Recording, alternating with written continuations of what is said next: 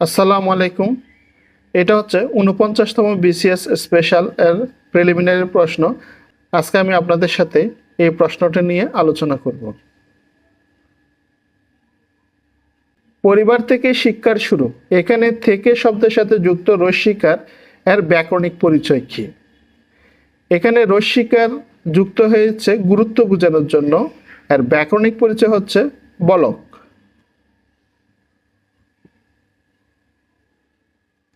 আহমেদ শরীফের মতে মধ্যযুগে চণ্ডীদাস নামে কতজন কবি ছিলেন? ৩ জন কবি ছিলেন, বড়ু চণ্ডীদাস, দ্বিজ চণ্ডীদাস এবং দীন চণ্ডীদাস। মধুসূদন দত্তের পূর্ববর্তী গুরুত্বপূর্ণ কবি কে? ঈশ্বরচন্দ্র গুপ্ত।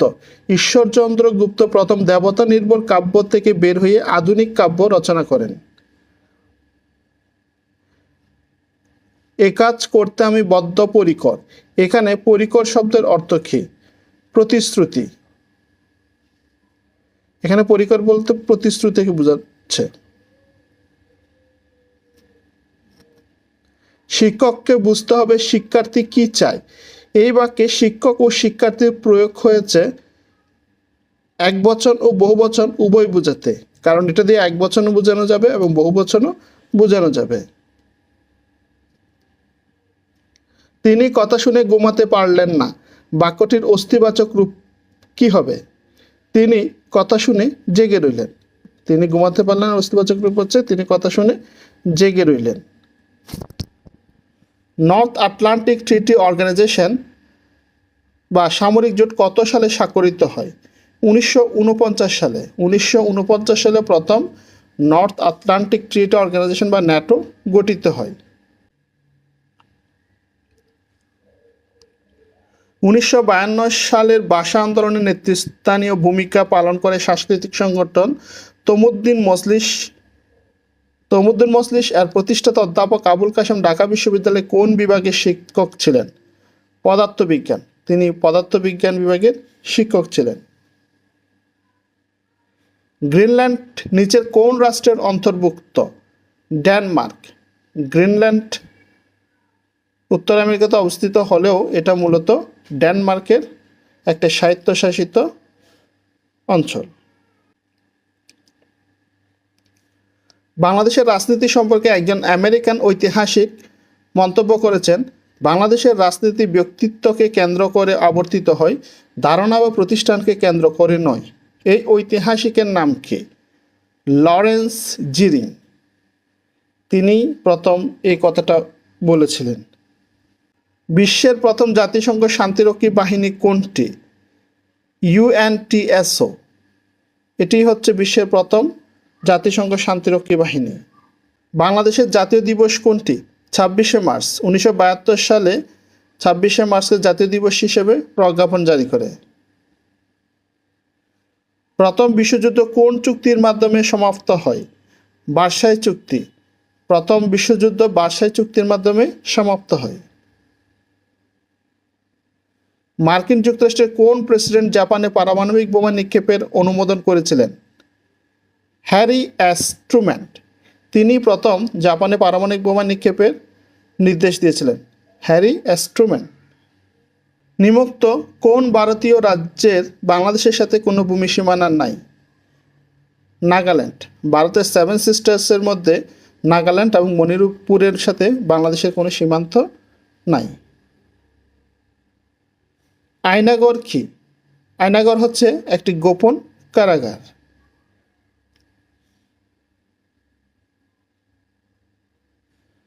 বাংলাদেশের সংবিধানের আলোকে নিম্নের কোন অধিকারটি মৌলিক অধিকারের অন্তর্ভুক্ত নয়?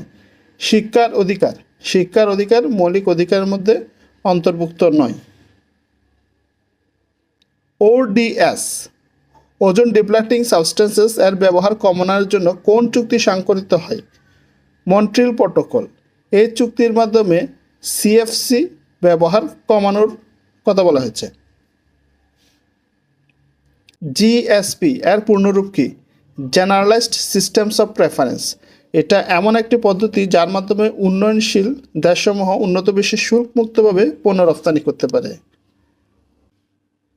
আফিম যুদ্ধ কোন দুইটি দেশের মধ্যে সংঘটিত হয়েছিল? চীন ও ইংল্যান্ড। এই যুদ্ধে চীন পরাজিত হয়। কোন ধ্বনি পরিবর্তনটি যথাযথ নয়? সঙ্গীত গীতিকা, এই ধ্বনি পরিবর্তনটি যথাযথ নয়। কাজী নজরুল ইসলামের কোন উপন্যাসের কেন্দ্রীয় চরিত্র জাহাঙ্গীর? কুহেলিকা। কুহেলিকা উপন্যাসের কেন্দ্রীয় চরিত্র হচ্ছে জাহাঙ্গীর। উৎক্ষেপণ শব্দের উৎ উপসর্গ কোন অর্থ ধারণ করেছে? ঊর্ধ্ব। উৎ উপসর্গ ঊর্ধ্ব অর্থ ধারণ করেছে। রবীন্দ্রনাথ ঠাকুর শব্দের শুরুতে মাত্রাযুক্ত একার ব্যবহার করতেন কেন? উচ্চারণ বোঝাতে।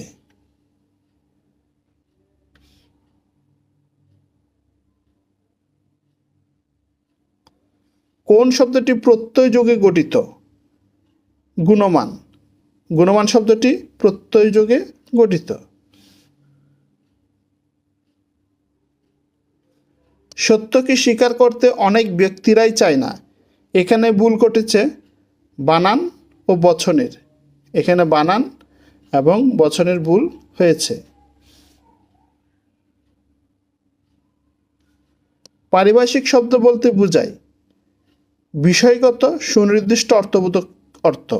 পারিভাষিক শব্দ বলতে বোঝায় বিষয়গত সুনির্দিষ্ট অর্থবোধক অর্থ। মৃগয়া শব্দের মৃগ বলতে কি বোঝানো হয়? পশু। মৃগ বলতে বোঝায় পশু।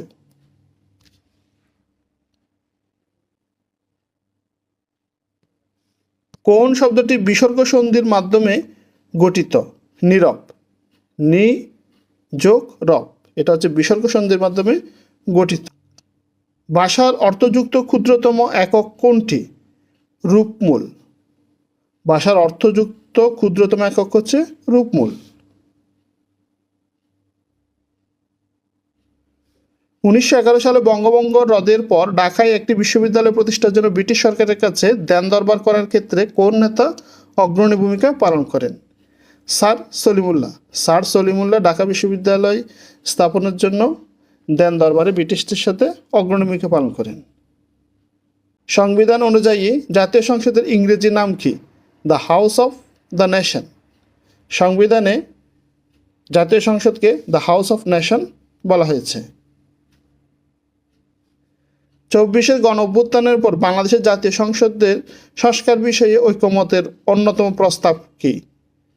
দ্বিস্তর বিশিষ্ট সংসদ। দ্বিস্তর বিশিষ্ট সংসদ। ক্যাপ ভার্দে দ্বীপরাষ্ট্রটি কোথায় অবস্থিত? পশ্চিম আফ্রিকা। এটা পশ্চিম আফ্রিকায় অবস্থিত। বাংলাদেশের ওয়ারেন্ট অফ প্রেসিডেন্স অনুযায়ী সর্বপ্রথম কে অবস্থান করেন? রাষ্ট্রপতি। ওয়ারেন্ট অফ প্রেসিডেন্স অনুযায়ী সর্বপ্রথম হচ্ছে রাষ্ট্রপতি, তারপর হচ্ছে প্রধানমন্ত্রী, তারপর অন্যান্যরা।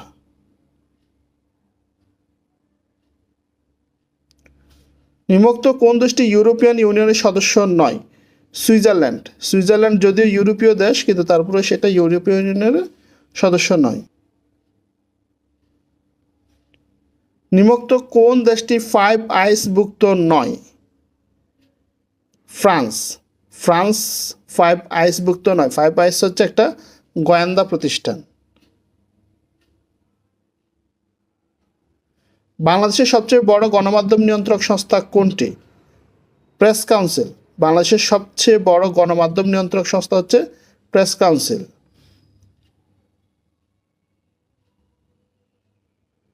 ভাষা পরিবার অনুযায়ী সাঁওতাল জনগোষ্ঠী প্রধানত কোন পরিবারভুক্ত?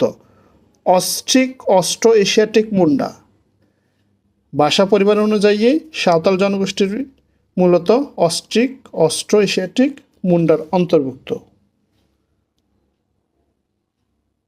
লর্ড কর্নওয়ালিস ব্রিটিশ ভারতের গভর্নর জেনারেল হওয়ার পূর্বে কোন ভূমিকায় ছিলেন? যুক্তরাষ্ট্রের স্বাধীনতা যুদ্ধে ব্রিটিশ বাহিনীর প্রধান ছিলেন। হালিমা ইয়াকুব কোন দেশের রাষ্ট্রপতি ছিলেন? সিঙ্গাপুর। হালিমা ইয়াকুব সিঙ্গাপুরের রাষ্ট্রপতি ছিলেন। তুরস্কের বিচ্ছিন্নতাবাদী দল কুর্দিস্তান ওয়ার্কার্স পার্টি বা পিকেকে এর প্রতিষ্ঠাতা কে? আবদুল্লাহ ওচালান। আবদুল্লাহ ওচালান হচ্ছে পিকেক এর প্রতিষ্ঠাতা। প্রাচীনকালে কোন দেশে সিভিল সার্ভিসের ধারণা প্রথম উদ্ভূত হয়? চীন। চীনে প্রথম সিভিল সার্ভিস ধারণার উদ্ভব হয়।